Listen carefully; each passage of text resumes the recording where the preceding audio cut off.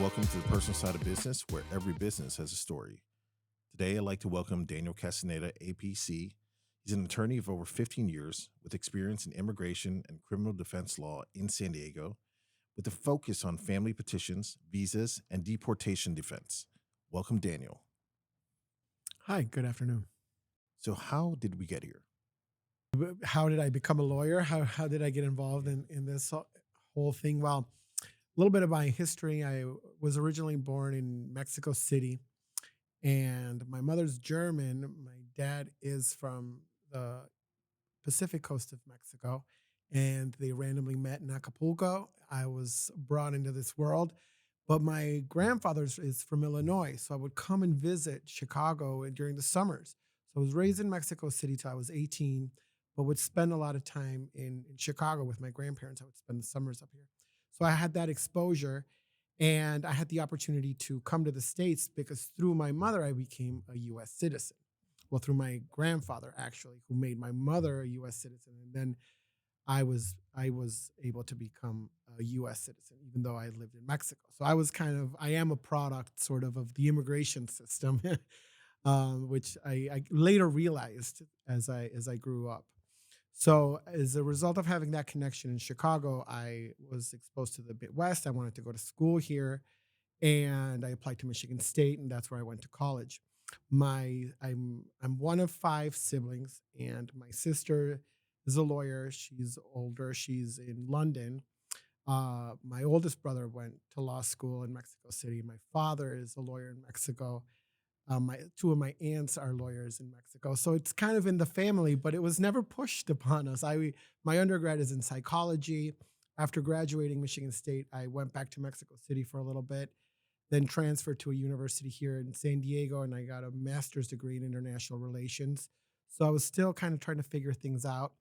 And then it just kind of hit me that I wanted to continue education. My wife has a PhD. The people around me were still continuing their education. I wasn't ready to settle in a job with the 40 hours, and I was still curious. So law school came about. I applied, and it was very interesting. It was a very formative experience.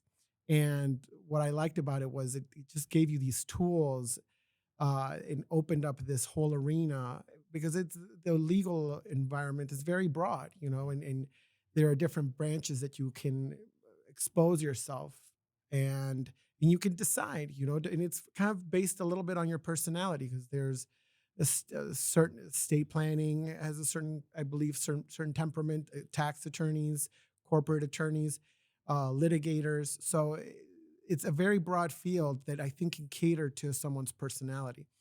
Did you know you wanted to get into immigration law? No, I did not. I did not. I was really not sure of that area.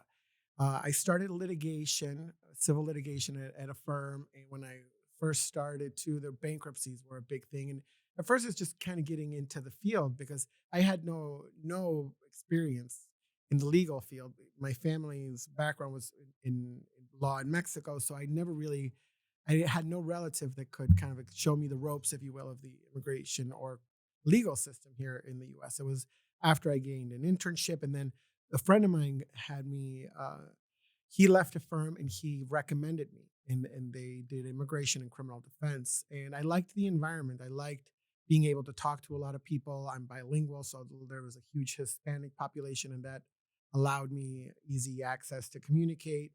And I liked helping people. I liked the criminal area too, in terms of I've always found it to be I have a privilege to help people and to go in to detention centers to meet them in these very troublesome times and provide some hope, provide some help, in their language, and just being a defense attorney, providing that defense, and that's I think what I liked, and it just clicked. I didn't like when I did civil litigation. I didn't like per se the adversarial element to it, and most of those cases are contract disputes. It's all about money, and there is money to be made, but at the end, you're just pursuing money. Someone owes me money. We're going to fight. We're going to litigate, and then or divorce law, family law is also very confrontative. not that criminal defense and immigration are not confrontative, but at least I feel there's a different element because you're fighting against the government to a degree, and there's discretionary elements. It's not black and white, and you're fighting for people's liberty, people's rights, and so it's a little bit more profound to a degree, more rewarding, at least in my perspective. But it was really by chance that I didn't like civil litigation. My friend was able to connect me with this job, and I really enjoyed it, and I liked the people I worked with. And then after 6 years of working with them, I went solo, and I've been doing my practice ever since. And what were other fields of law that your family was in? They do contract disputes. My sister, she works for a big insurance company in London. Yeah, and my brother-in-law works for the BBC as an attorney as well. So it's we're all So if someone were to get in trouble, your family would be the one that they yeah, would go to. exactly. There's the right. Yeah, yeah, exactly. So was your family being in law the inspiration for you to get into it, or were you just comfortable going into this career? No, it was very my dad never really enforced that on us. I wanted to be a therapist when I went to my mother is a therapist. And that's why I went into psychology. I think I liked talking to people. I liked the confidentiality element that people kind of tell you their secrets, in counseling them. And I think that was the underlying thing. And then so it wasn't something I was in pursuit of something, but I wasn't sure what it was. I just wanted to keep studying, and I was more concerned of having a mundane job, something that I wouldn't feel satisfied with. So it was that pursuit, and then being open, exposed to this firm, and this. It's an interesting lifestyle. It's not monotonous. I go to different courthouses almost every other day of the week. I meet different people from all over the world, so it's very dynamic, and that's when I saw that, that's when it clicked, and I was like, yes, this is what I want to do, even though it took me a while to find it. And in regards to work life balance, being an immigration lawyer and a criminal defense lawyer, do you feel like your hours are a lot more because you have to deal with these two sides of law? Or is it always like that in law? Mhm. Yeah, that's a good question. I think work life balance is something that I mean in every profession, we discuss. But I think in these 15 years, there's been different ups and downs in terms of that, and I do try to make that now my focus. I've definitely been very recently very busy, but I still have the benefit of running my own practice. And one differences in my practice when you deal with court cases, you are in control of your calendar to a very large degree.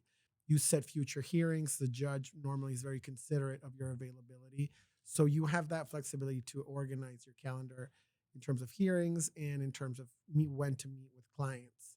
So yeah, it's a juggling act, but I have two kids. I'm happily married, and I like to be part of their lives. I think that's going to be important. They're still young, 7 and 10, and yeah, sometimes it is a juggling act, but I make that a priority. If not, I've been on the side where, especially when you're starting, I feel to a degree where you really have to make up for it. You're learning the ropes.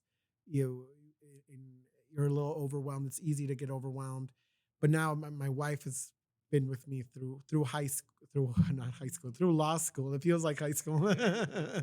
So she's seen it, but I think I've have a pretty good hang on it where I feel comfortable with what I'm doing. I know how to pick my cases and how to avoid being overwhelmed. I think that's when you're overwhelmed, you can't focus on your priorities and things lose a little. Were you with a firm when you started? Yeah, I started How with them. long were you with them? 6 years. I was with them for 6 years. Well, I think I was there with a couple of other associates, and we all kind of matured. And I think even the senior partner noticed that, and there was like we'd reached our limit, sort of thing. That we weren't going to be made associates or partners, and it was kind of we all noticed it was a time to go. We knew it. We learned the ropes, and we're like, okay, yeah, we can all do it, and we're all I still stay in touch with them, and we're all independent attorneys, and we just run into each other in court, but we're all colleagues that started in the same firm, basically. Has the amount of work changed recently with the new administration this year? Yes, after this administration, there's been an increase in enforcement, particularly by ICE. Okay, so there's been an increase in detentions, and that's part of my focus is deportation defense, and it's been across the board. It's been with residents, it's been with undocumented individuals, it's been with people that have been under humanitarian status, and basically groups of people, students, and groups of people that we've never imagined would be targeted per se. And there's been again an increase in enforcement is how I perceive it, where a lot of these cases were just let be because they didn't seem to be enforcement priorities, and that was a criteria up until recently to a degree on the government. We would inquire, the judge would inquire whether this is an enforcement priority, whether the issues that this immigrant raised are sufficient enough to invest all these resources in having them deported and having them detained, removed, etc. And prior to this administration, they wouldn't be considered enforcement priorities. But Because the way I'm looking at it, it seems like it's coming out of nowhere, right? Is it just because it's changing it and before we were just letting it go and now the administration is actually trying to make a point of enforcing these laws? Because you look at it for the college kids and they're getting the threat of deportation for posting something online or their beliefs. And I feel like that's infringing on freedom of speech. right, the student situation is a little tricky because it's unfolding as we speak. From what I've gathered and in my personal experience in helping students who's um, it's it's an F1 visa that most of these students are arrive into the U.S. with, and their visas are being revoked for a variety of reasons. One apparently, yes, is protesting at schools. The other one that I've noticed is if there's been an encounter with law enforcement, be it an arrest or be it a conviction. Okay, um, I can understand when there's a criminal element involved because that could reasonably trigger a violation of the visa status. Because if you obtain a visa, one of the requirements is to abide by the law. Okay, but and theoretically, one an arrest could possibly be enough to cause for the visa to be revoked, and possibly even a conviction. Most likely, a conviction. But what we're seeing right now is a termination of these F1 visas in a like linear level, or where they're in the cases I've seen, they are going apparently down a list and seeing, yeah, if in fact a student had an encounter with law enforcement, being a conviction, being an arrest, or being if they left, if they fall out of status, which means they remained here after their F1 visas had expired. So yes, these parameters had already been in place. It's just they weren't really enforced in the past. Yeah. So let's explore that. Someone who's visiting here with a visa or someone who's undocumented, what rights do they have? So I think a typical scenario would be someone that's undocumented. Okay, a typical case sort of that I run into recently. Someone that's been undocumented. Let's say they've been here over 10 years. Okay, they're working, they are married, and they have two U.S. citizen children. Okay, they get arrested, be it for example, one case I have for reckless driving.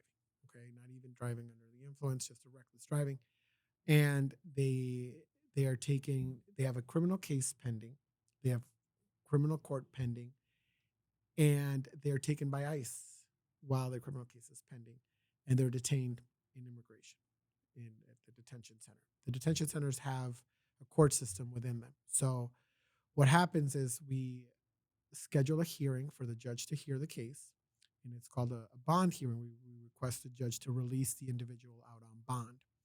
And through this procedure, we have to show evidence that, in fact, the individual has been here for 10 years, that he's married, that he has kids, and that he qualifies for certain programs. Okay, be it a cancellation of their deportation, be it adjustment of their status through their spouse, there's certain waivers for or programs for members of the parents of military members. So we explore all these avenues with the judge at a bond hearing, and that's just pertaining to their release. Okay, their deportation hearing is something separate that's still ongoing, but ideally we focus on their release first. So this individual gets taken to ICE. We file for a bond hearing, and there, the judge in general has to consider two issues: whether the individual is a flight risk, that is, we have to guarantee to the judge that this individual, if released, will appear at all future hearings. And we do that through showing letters from friends and family, their kids, their job, strong ties to the community. The second element the judge looks into is whether these individuals are a risk to the community. And that's where we focus on criminal records, et cetera, any other violations. And here in this particular case, reckless driving obviously doesn't look good, but his case is still pending, so he hasn't been convicted of the crime itself.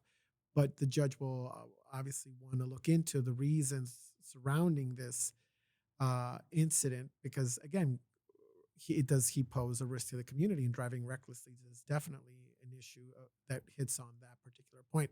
So we go back and forth, we argue it, and based on the facts, and at the end, the judge decides if the individual can be released under a reasonable bond. And if he does, they pay the bond, and the individual is released, and we fight their case out of custody, and the case can be eventually decided by a judge. So the way you're describing it, it's more like a case by case basis, right? Yeah, yeah, it's an individual basis for sure. So when someone is being detained by ICE right now, what is their right? What should they do? I've discussed this topic, and especially at the beginning of the year, the ACLU issued several pamphlets, and it was an agency giving out. They called them the red cards, where they gave people their list of their constitutional rights. You know, you have every right to inquire if you have an encounter with an ICE officer in a very respectful manner. You can inquire, hey, what's the reason? Who are you looking for? Can I see the document that shows that you're looking for me? You know, just ask questions is what I recommend my client. You know, obviously in a respectful manner, et cetera, because you have still a Fourth Amendment right against unreasonable search and seizures. Okay, so they have to have a basis. However, there's a caveat to that when you live within 100 miles of the border or the coastline. So within San Diego area and public areas, the CBP officials can inquire as to your lawful status. So it's a term matter of national security. So that already kind of withers away a little bit of your rights. Which for San Diego, you're already in a corner, right? Oh yeah, exactly. Yeah, unfortunately, which then triggers the Fifth Amendment right to remain silent. Okay, and these are hypotheticals, and I always emphasize that it's very easy to talk about it here without having a huge armed ICE officer yelling at you, and it's a very intimidating and scary experience, and you're not going to have. It's understandable that you're not going to be cool, calm, collected, and say, "Can I see your badge?" You know, and question their authority, but but having a right not to self-incriminate is important for people to know because the government has the burden of showing alienage. And if you admit to certain things, they can use that against you, like in criminal cases. Where are you from the U.S.? No. Well, then you just admitted you're not a U.S. citizen. Are you from Mexico? Well, yes. Well, boom, you just helped us by showing you. Obviously, they have to have evidence, but this is what they'll report in their report, and that's what people are very also worried about is if they go looking for someone. For example, there's been raids at restaurants, you know, and they go look for one cook, but they take all the line cooks, you know, and it's because of this uh, inquiry investigation that ICE officers or CBP officers make, where they're like, "Well, you just admit, do you have papers? No, you just admit it. You're undocumented," and that is technically enough for them to pick you up and detain you, not deport you, but still send you to detention. So when they're in detention, do you feel like detainees know that they should be contacting a lawyer? Do you think they know what their rights are?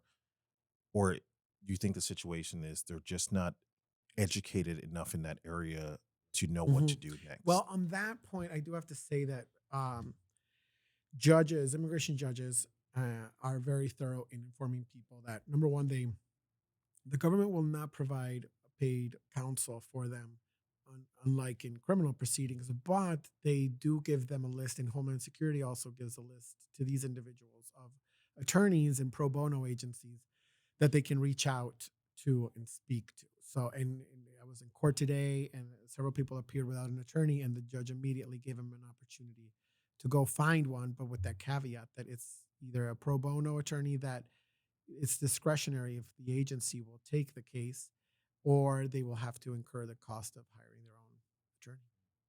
I feel like there's this misconception for immigrants coming over the border and why they're coming here. In your experience, what is the driving force for people to cross borders to come into a country like the US? Mhm. Yeah, I think. I mean, I can't. I think most of the clients that I know in my experience, most people I don't think they would come if they didn't have to. Everybody misses home. I think if they could live, if they could earn a living back home as they do here with having the safety, the economic security, back home, that would be. There's a famous quote, and I can't mention it, but it goes to that. If most immigrants don't want to necessarily be here, it's you don't want to leave home. Home is home. Home is where you were raised, where the food, your friends, that cultural environment. I mean, it's fun to travel, but there is I think most immigrants do miss home. America's great. It has its benefits, but that's why there's a lot of immigrants that send their money back home to make that home eventually and go back because it's it's still not home. And obviously the experience can be a little bit different for everybody in terms of when you came here. When if you were a kid, obviously you don't know your home, and this is your home. But your parents obviously miss miss their home, but it's I think it's mostly necessity. It's mostly necessity and education. I mean, now with these students, there's a huge number of uh, of international students wanting to come to these great academic institutions. I mean, I wanted to come here for that reason. And yeah, the American dream. But if you could have, I feel a decent wage back home and safety and an opportunity to move up, as you do here, people wouldn't come. Trust me. I feel it's just that. It's really fleeing crime, economic uncertainty, and yeah, also the belief that things are going to be better here. When a deportation happens and there are family members still living in the US, how does that affect the family from what you've seen? Well, I think it's a little bit different in San Diego because it obviously varies. Sometimes because in certain cases the judge wants to know, asks that particular question. Like in our example, so you've been here 10 years, you have a wife and kids. If I deport you, what are they gonna do? And we have to answer that question. He has to answer that question. Will they stay? And it's literally a box. Will they stay? Yes or no? And if yes, and if no, why? Explain. And yeah, it varies by each case, but the judges know that we live in a border town, and sometimes in some cases they discredit the hardship that the family will feel if the person's deported because they ask the individual, where are you going to go live? And in Tijuana. And I'm like, well, Tijuana's 20 minutes away. Your wife and kids, they're U.S. citizens. They can go see you. It's very inhumane, but it's practical, and that's how they see things.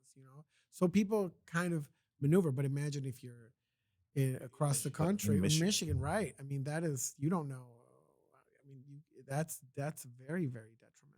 It can be a traumatic, painful experience for the rest of your life. from what you've seen, do families move back altogether or do some stay here and the kids live here and the parents go back? What has been your experience? Yeah, I think it really depends on the kids, and many times people just stay here. Because especially if you have kids, you want them to live here, to go to school here, and they don't know their home country. They And I'm assuming there's no agencies in the United States that helps those families financially. Well, I mean, they might go in some sort. No, but no particular agency. But yeah, they Like an organization that comes out and say, you've been struggling. We can help you for the next 6 months or something like that. no. And if you could change the system, one major thing in the system right now, what would it be? Well, I think the one thing is make all DACA's residents. I think that's the lowest hanging fruit. These are kids that literally came here without their will, under 15. You're just obeying your mom. Get in this car, let's go. You can't break the law without the intent of breaking the law. And they didn't break the law. And they've been here. They don't even know the language. And they went to school. So that's the one I feel that's any president that enforces that. I mean, that's a huge population of kids that Oh, so that's not a thing right now. the DACA program is still in place, but there's a restraining order. It's been restrained where they're not accepting new applications. Well, you can apply. You can apply. They'll accept the fees, but they won't issue a work document or a response. So your case is in limbo, and people are still applying to it if you satisfy the requirements for initial applications. But people that received it, they can continue renewing their work permit, but they don't have resident status and they're not citizens. And that status, it could be taken away immediately. So that one I would love to see with it. All these kids, which are now adults, because when I started, that was one of my first jobs. Was we filled out DACA applications for all these kids, and I'm there with the mom and like a 9-year-old kid and their vaccine record, or a 16-year-old kid that he graduated high school, and we're just typing them in and getting all these documents, and that was an incredible experience because you hear all these, because then you had to write the story to a declaration as to how did you come into the country. We were really busy back then, but I was like, wow, this, and then boom, you get the work permit, and the parents are so happy, and then that could lead to some other avenue. You could apply for a parole in place, which means a permit to go visit home, like your grandmother or a relative, and come back legally, come back with a lawful entry into the United States, because most of these kids also have illegal entries, which the government frowns upon. But so there's certain avenues, but right now they just have these kids in limbo, renewing their work permits, but in threatening to deport them or cancel the program. And So in that renewal process, do kids just get lost in the system and then disappear, don't come back? the renewal, Yeah. no, not some, but I feel very few, because that's your lifeline. I mean, that's what gets you the job. Your social security, and now with the Real ID Act. I mean, that is So it's really important for them to stay in touch. current. Yeah, you got to renew it. There's many organizations out there that do it for free. But yes, I mean, yeah, I definitely hear clients that don't renew it. You can still renew it even if it expires, but or no, you know what? No, I think you don't let it expire. Just renew it in time, 6 months in advance. But yeah, keep that, because they want to take it away, and many people wish they would have applied and didn't, and now the programs. So let's just say you're a senior in high school and you happen to get into some sort of legal trouble at that point. What's your next step? What should you do? Should you contact a lawyer right away? Should you start to figure out the criminal side first or your status side next? What's the right move? So imagine someone, typical scenario, someone is undocumented and they get pulled over for driving without a license. Okay. Um, that could be a misdemeanor just alone. Okay. And they wouldn't get arrested. They would probably go to court. Okay. And deal with, with that incident. If it's something more serious like a DUI, they will get arrested, and there's a possibility that ICE can can detain them while their DUI case is pending. Okay, so yes, but if ICE doesn't detain them, they can go to court. There's public defenders that represent individuals, and now uh, public defenders are very thorough in inquiring about people's immigration background. So they So with try a to. public defender, Do they just deal with the legal side, or they deal with the legal immigration status as well? Or do they just leave it to someone else to do it? Yeah, no, they only handle the criminal side. Yeah. Yeah, they they do have attorneys that they counsel with in terms of deciding whether the immigration consequences of a guilty plea, okay, if it's going to affect them, how it's going to affect them in immigration. And they do contact their in-house immigration attorney to advise them as to what best course of action to take to minimize the effects of immigration. But in case this individual he walks outside of the courthouse and they pick him up after he pled guilty, then the public defenders are not at all responsible for that individual because they you don't have a right to counsel or paid counsel in immigration. You have to either get a one pro bono or hire one yourself. So yeah, if that individual gets taken by ICE and he's unable to contact his family. I mean, they do have access to phones, but you can definitely go down the limbo lay tunnel of being detained in immigration, and it takes time to get you out of there. Do you have to finish your legal case before you can deal with your immigration status? Well, ideally you could, but there's Trump's first day in office, he signed the Lincoln Riley Act, which, among other things, allowed Homeland Security officials to detain individuals charged of certain violent crimes, certain particular crimes. So that is a little concerning because the case could be pending. You could just be accused by it and you're detained in immigration. So, and you could even be held for to mandatory custody. So that could create a due process issue because the criminal case should be decided, especially if you're being held in immigration as a result of that criminal case. But I've been successful in being able to bond out individuals from immigration court while their criminal case is pending because I believe it establishes a good foundation for the immigration judge to release this individual because the judge in the immigration court already evaluated the case and allowed the individual to be released. So that analysis was already, I always argue this, that it was already considered by another judge, and he deemed that this individual was not a risk to the community, was not a flight risk, and agreed to release him on bond, and he should be allowed to appear in all future hearings. And then Homeland Security can take any determination later after that case is settled. So that assessment will determine a lot of things. It's not just for your legal case. So, what are some legal pathways for undocumented immigrants to become citizens? Well, the most straightforward is through family. Okay, a spouse is you get married to a U.S. citizen.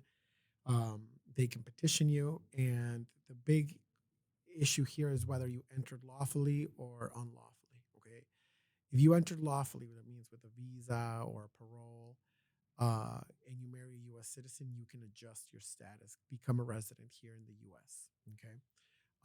If you entered lawfully and you have a son or daughter over the age of 21, you can also obtain your residency here. However, if you entered illegally, undocumented, uh, and you're married to a U.S. citizen, you can initiate your process here. Then you have to apply for a waiver due to your unlawful presence. And once that waiver is approved, and the waiver is based on your spouse's hardship, you have to go to an interview to your country, the U.S. embassy in your country of origin, for a short period of time. Uh, you go to your interview, you present the documents, and after your interview, you are allowed to come into the U.S. as a resident. But that is a lengthy process, but those are the general legal pathways to obtain residence through family is the easiest one. Is there a way for an undocumented immigrant to do that on their own? Yes. Yeah, I've met some people and I've met some people that have done it, like young couples and stuff, and the internet is a wonderful tool. And if they don't have any prior marriages, any criminal issues, and they feel confident, I mean, yeah, but there's always a little bit of of a risk, especially right now. But yes, I've had people that have done it on their own and feel pretty comfortable. Can a single person do that on their own? Oh no, just you on your own? No, no, because you have to have something that bring ties you to the U.S. Yeah. So if you're here and you don't know anyone, God forbid, you're on your own, you don't have any family or friends to help deal with it, you're basically on your own, and then you just have to figure it Hmm. out. Yeah, yeah, but yeah, and that's how it's been for a lot of people for many, many years. And what's your advice for people right now who are scared, worried about ICE, and don't know really what to do? Hmm. The big one is they've always said this is if you get detained, sign to see a judge. Okay, we've always said like, or just I want to see a judge. Don't sign your voluntary departure. Is will be my recommendation. I know it's kind of broad, but and it can be kind of scary. And in general, I have seen immigration enforcement officials evaluate a case and know that someone shouldn't be removed in an expedited manner and that they have a right to see a judge. Okay, but still, people should feel comfortable in saying, I want to see a judge. I want to have an opportunity to fight my case. That would be one. Number two, stay out of trouble, particularly now. You know, that's an obvious one. And get your paperwork in order. Many times in these cases, especially if you've been here for a long time, if you've paid taxes, many people pay taxes with an ITIN number. If you have a bank account statements, your kids' birth certificates, you can get a passport. Go to your local consulate and schedule a time to set an appointment to get your passport, get all your documents in order, scanned. Because all of this, if immigration comes and you have a court case, we're going to need all that evidence. So, and having that organized is very important. And a lot of people that I deal with, even though they're undocumented, they have the records. You know, they've been paying taxes and everything, and they're very organized. So that helps. And then the other one would be explore all your avenues. You know, if you do have kids over 21, can they let's inquire if they can petition you if your spouse is a citizen or even a resident. You can start to petition. That petition process can be initiated. One other thing is I'm recommending people to get their background checks. You can get your FBI records, or there's also your record for the Freedom of Information through the Freedom of Information website, where it's a free system where you are allowed to obtain your immigration background through this portal. It takes a couple months, but people that know that had encounters or that had a previous petition filed, they can.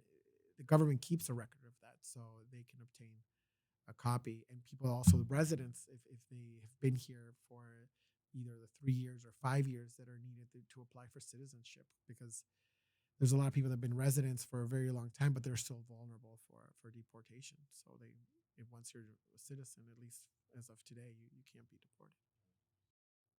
And what would your advice be for someone getting into law?